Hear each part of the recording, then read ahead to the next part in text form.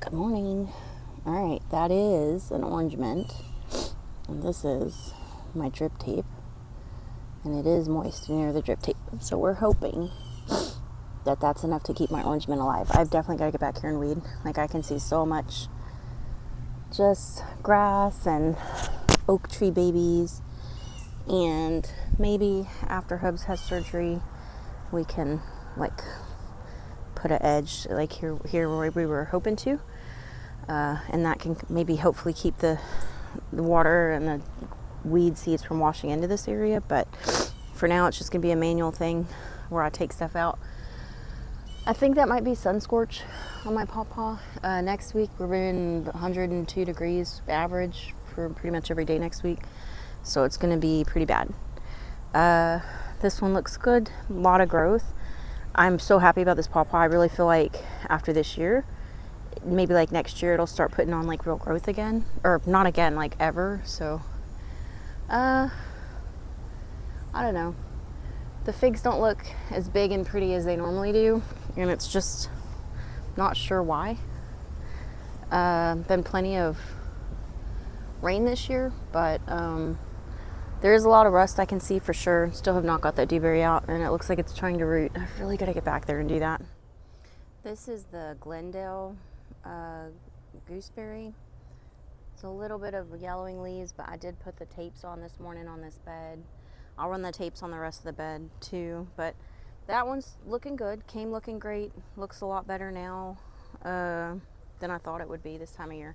Very concerned about 100-degree temperatures next week, just decimating these gooseberries. They are not made for 100-degree weather, right? This is the one I got from a person on Etsy that just said native gooseberry. So it's actually doing really well, guys, and I'm wondering, I don't know what the berries taste like. Maybe the berries are crap, but for now, pretty happy to see the progress, and hopefully, it'll survive the 100 degrees without as much of a trauma. This is also one of the native gooseberries. Again, looks pretty good for this time of year. I'm impressed.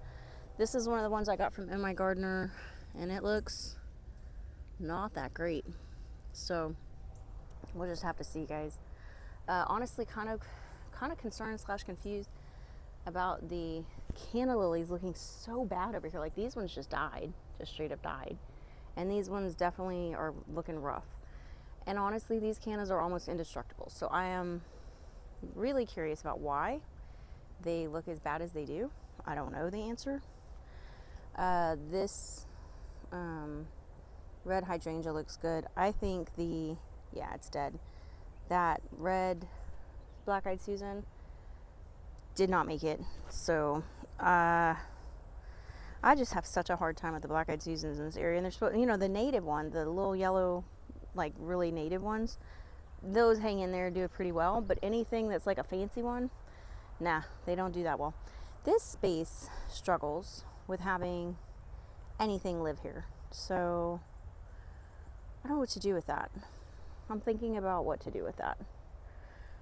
I will say, also, I'm pretty sure that this fig just has like mosaic virus and it's just toast. So probably going to replace it, as sad as that makes me, I think I'm going to replace it with an osmanthus tree, bush, shrub, whatever.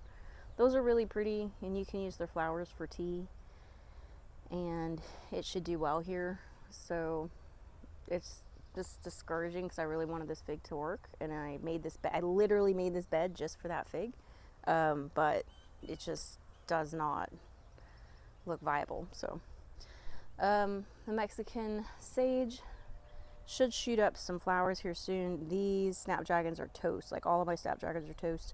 I'll probably go buy some new ones in the fall, unless the seeds I've scattered actually come up with anything.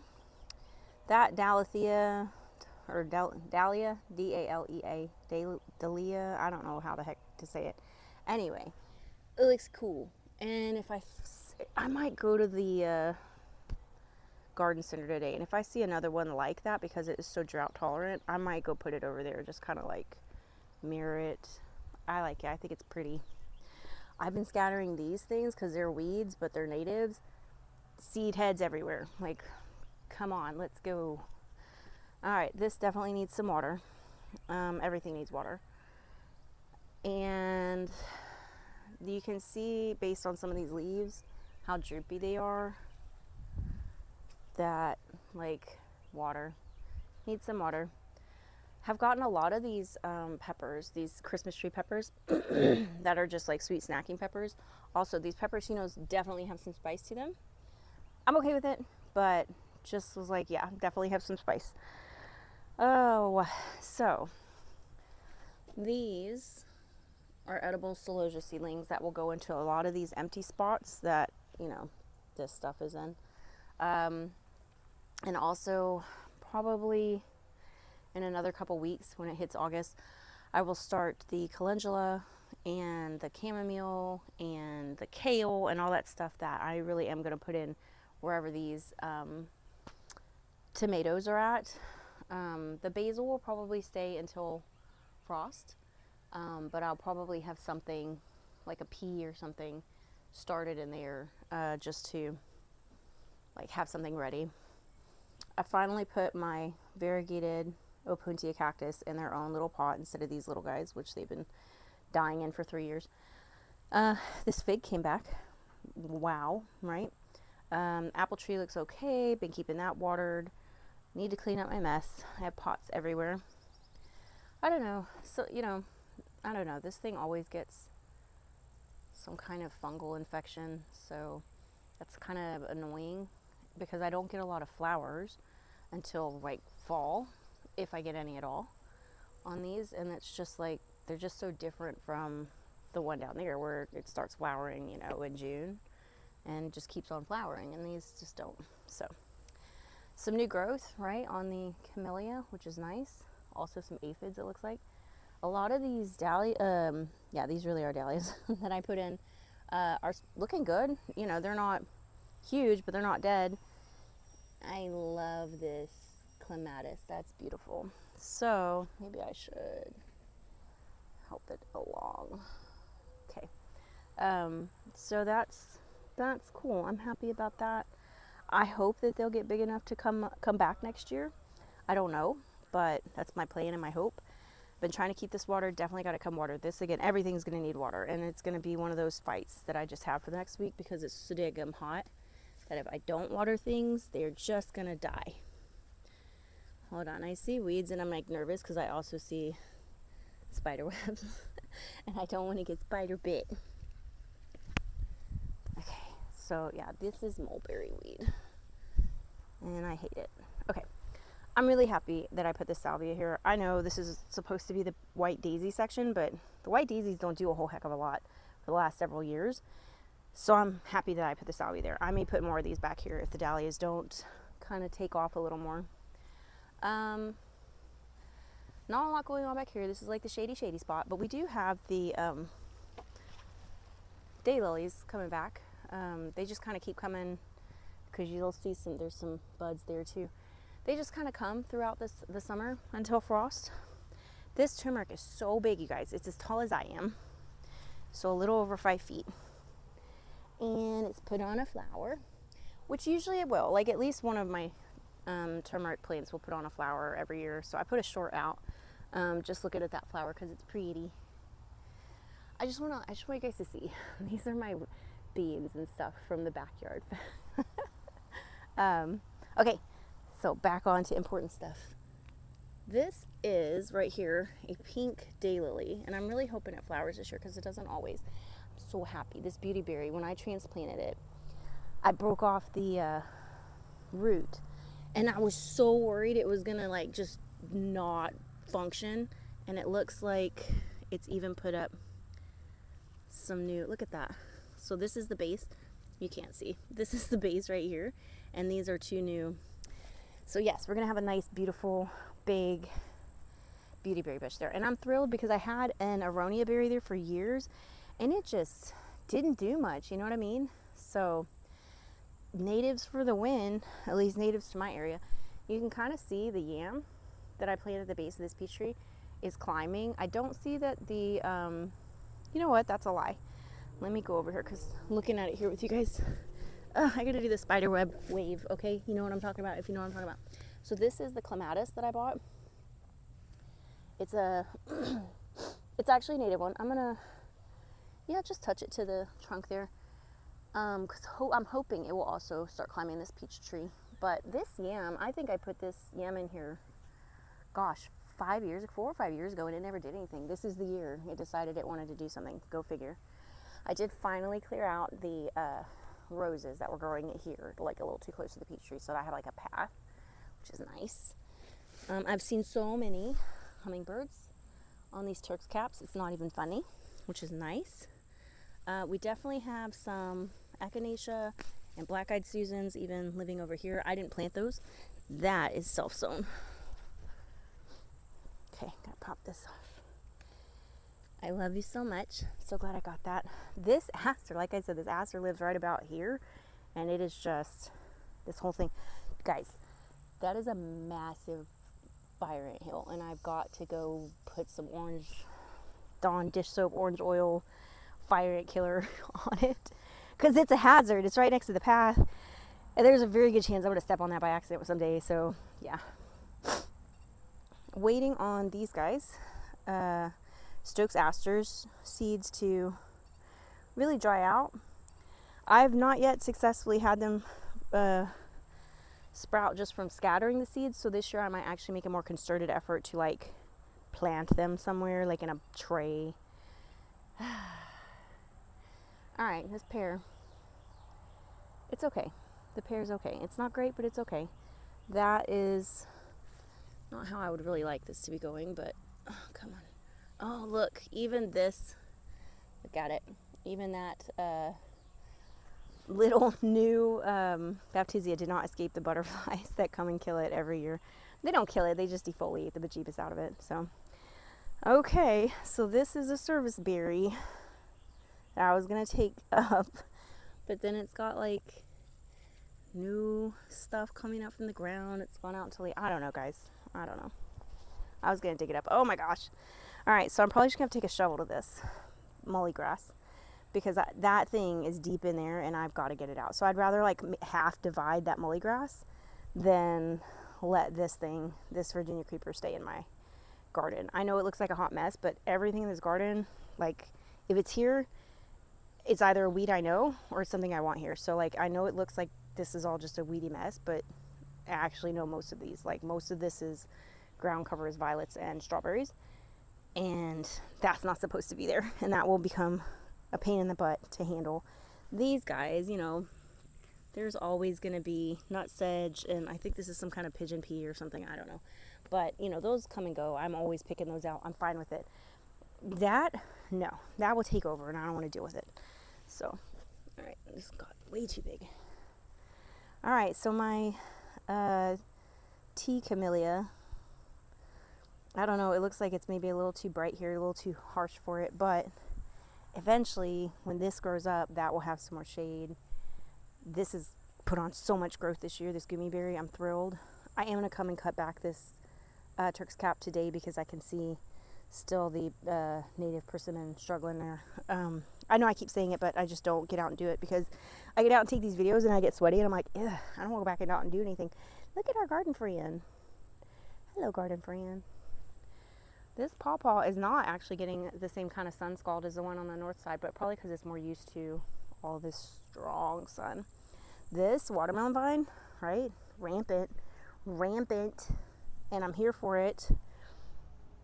I hope we get some kind of watermelon from this. That would be great. So I dug up the Carolina splash bush. I've hated that bush. I got it and was like, yay. And then after 1 year, it just spread and it became really unruly. And I was just like, I don't like this at all. I'm going to put a path right here. And this is right next to the path. This is a osmanthus. So it's a small shrub, or large shrub, small tree. But it'll have variegated foliage, and the flowers are good for tea and flavorings. And so I'm excited about that. Yeah, the figs on this one really aren't growing big either. We'll just have to wait and see, guys. Look, this is what happens, okay? This is what happens to my Baptisia every year, and it's caterpillars. See them? And I'm okay with it. They'll come right back. You can see all of this frass. All that black stuff on the strawberry leaves, that's all caterpillar frass. Ew. Anyway, This watermelon is also running. I wouldn't say rampant, but is running. I'm going to take this cage off this native. I don't remember what it was, but maybe I'll put a stake next to it if it needs it, but that's it. And these are gorgeous. They're a little curved, but I'm going to probably cut some of those and put them in some flower, like a little bud vase or something, so I can enjoy it. Oh, we're almost to the part of the day where you can see these beautiful flowers be open, but not yet. So as you can see, right, the yam at least has made it over here to the Nanking cherries, and that's fine. You can see the stress, right? They do not like all the sun and heat, which is fine. So these will shade it out, and it'll defoliate quite a bit, and that's just kind of every year that happens. That's pretty normal for me. Look at all the caterpillars. Oh my goodness, all the caterpillars. So these are just volunteer zinnias. I'm letting them stay, maybe. I don't know if I want to cross them with the ones that are actually pretty that I'm growing. Look at this. Still trying. I can get the base of that. That'll come back. Oh well. Passion vine. Native passion vine. Loves to spread. Still don't know what this thing is. Have no idea. Waiting for a flower. Might be a weed. Don't know. White horehound. Looking good still amongst this very dry space. This horehound is still surviving. I'm kind of surprised. The shiso, I'm not surprised. Shiso just dwells in this weird dry shade space, but it does look similar to the, hold on, I've got an elm. So let's see. Okay, shiso, mulberry wheat. Okay, I could tell for several reasons. There's these stupid flower seed heads already, but also this feels softer and it sticks to my hands and clothing. Shiso looks similar, but doesn't stick to you. No seed heads. That's a sweet potato.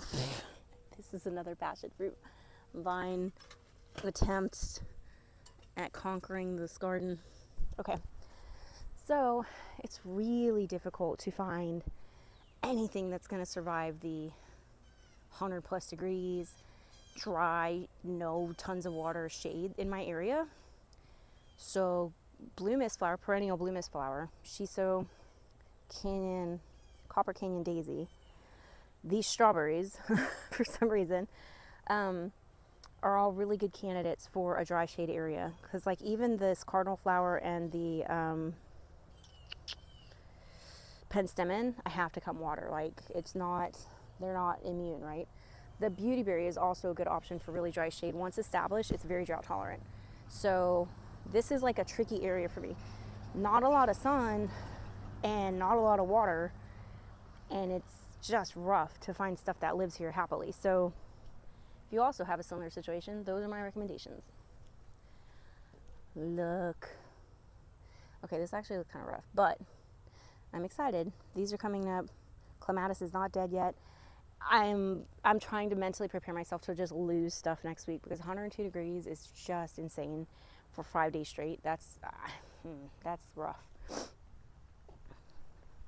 I've been thinking about taking some cuttings from this little sedum and putting them in that one spot over on the north bed, like over there that we looked at. Taking some sedum.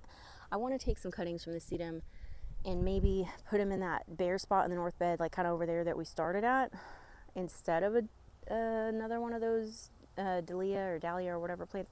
So I guess what I'm saying is, if I can't find one at the garden center today, that's what I might be doing. I cannot complain. Sweet potatoes, daisies, yeah, happy hippie. This rose looks terrible, but I mean, it's already put on its pretty flush for me this year, so I'm not complaining if it doesn't feel like doing any more work.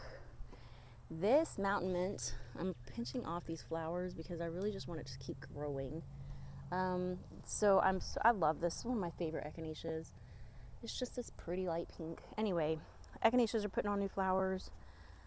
I'm really trying to find some seed heads.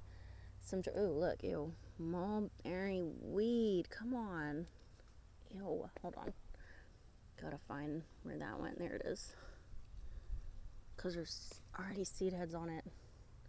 And I still didn't get the base. I don't know.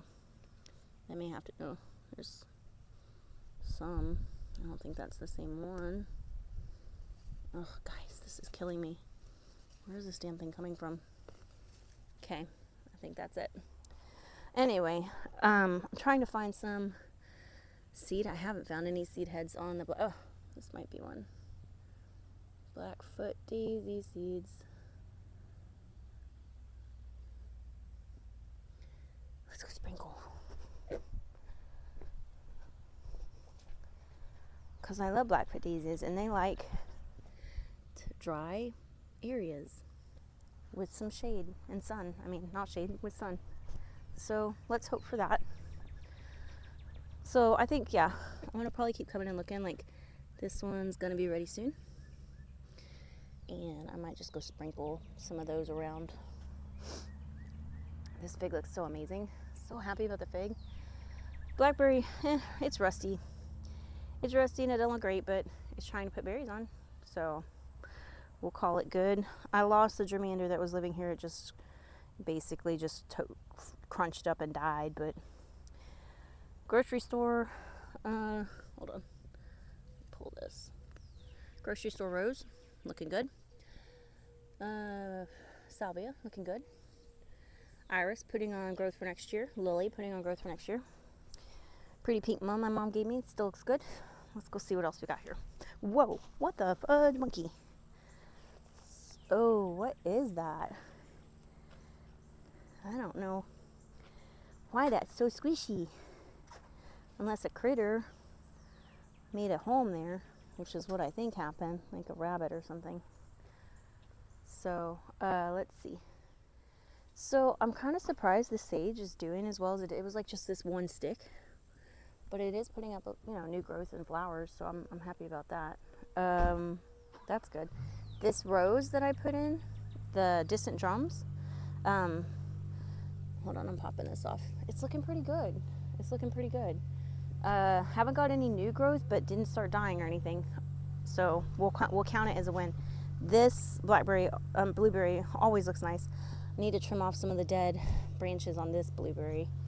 And that might actually encourage some new growth too. So, missed flower, and I'm leaving it because at this point, I want all the color I can find. So we'll leave it. We'll let it do its thing. I'm surprised this phlox flower hasn't died. Like, phlox flowers last a while. I had no idea, guys. No idea. I found a bunny in my garden this morning, but not over here. So hopefully these guys can get enough water to last. And I have seen... right, that sap, a lot of borer damage, and I've been basically planning to replace this almond because it was just no leaves, but then it actually put a bunch of leaves out, and there's new leaves coming in. So I don't know, we'll see. I'll wait and see what happens next spring, see how much it leaves out. So this was almost stripped, and now it's got new leaves on it, and that's cool. This, I don't know, I saw that when there was a borer infestation and I lost my tree, but I don't see anything like that here. So I will just probably trim off these ones that don't have any leaves. That side looks fine. This looks kind of barren, but the top looks great. So I don't know, guys. I'm just doing what I can, seeing if I can make stuff grow. Stevia looks good. Have taken some of that already. That Stokes Aster is still alive, which makes me thrilled. This is falling over, which is to be expected. Like I said, if it's not being held up by this gumi, this dahlia typically falls over, which is why I think there's another one of them right there, because it fell over and probably rooted or left some seeds or something. So I don't know what I'm doing. I don't know anything about rose campion seeds, but if there's seeds in there, oh, there were. So I think I'm just gonna put those down there and see if they'll grow, because I want more. All right, I think that might be it, guys. Not tons of stuff. I mean, it's all kind of the same garden, you know what I'm saying? But we just kind of see the growth that things have taken on. This redbud, for not having a dedicated root-free zone around it, it's doing pretty good. I'm probably going to pull this grass around the very base of it but I like the color. I think it's beautiful. It's variegated. It's kind of what I wanted. This plum tree has terrible structure. I got it from Arbor Day Foundation, and it just kind of came with terrible structure. The effing bunny, I don't know what it is. Something keeps digging up around this tree every morning. I put this mulch back, it comes dug up again. I don't know what's doing it, guys. Don't know what's doing it. These are my Nana's Black-Eyed Susans, and these are the ones, right, for this area that actually will do well, right? They'll actually stick it out, come back every year, not die in the heat. I don't know what to do with this guy. He had started so many new buds. I had such hope that this persimmon was going to put on a lot of growth this year, and it just didn't put on any new growth. So, and I fertilized it. I don't know what else to do. I don't know what's up with this ashy sunflower. It is taking so long for these flowers to actually like open up and give me a flower. Oh, are we doing it? Are we doing it? Finally, we're doing it? Okay, great. Thanks. That took you long enough. Anywho, oh look, there's a Dara somewhere buried in here, and it's put on a flower. I love the Dara flowers. They are so pretty. This guy right here, I might have to trim back that Dara because it's like shading stuff out, because this is a false sunflower that I want to really flower and take off here. So I love this sage. I don't know what it is. When I put it in there, I don't remember what it was, but it has held its own amongst the echinacea, St. John's wort, and this mum, and keeps sticking those purple spikes up through everything, and it's beautiful. Oh wow, that's a big grass. So anyway, wow, really loving that. And it looks like this is also some Dara, maybe. That definitely looks like Dara. So St. John's wort, mint. The Liatris I topped, when you top it, it looks like this. Instead of one big spire, it makes a bunch of little spires. And that is the joy of topping your Liatris. Because if I hadn't topped it, it would be as tall as that tree, falling over. It's already kind of falling over. So yeah, I do that pretty much all the time now, is just top all of my Liatris. Except this one, I don't know what it's called, Blazing Star. I don't know, there's some weird name for that one. Cutleaf Daisy. This is an aster, I believe, and a sage, some echinacea. I see some more Dara right there, which is basically a fancy name for a fancy bread carrot, basically. So the echinacea's coming back.